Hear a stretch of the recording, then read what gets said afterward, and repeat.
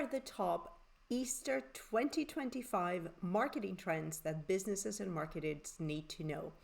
Easter spending is expected to exceed $24 billion. So it's a massive opportunity for marketers as well as businesses. The three top trends include number one, AI-driven personalization.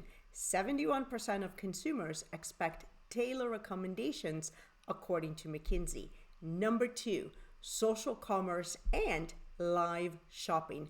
Brands that use live shopping experience a 30% boost in engagement according to Statista.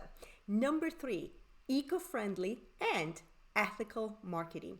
66% of shoppers favor sustainable brands according to Nielsen. So which one of these trends are you going to incorporate in your marketing plan? Let me know in the comments and follow for more digital marketing tools and resources.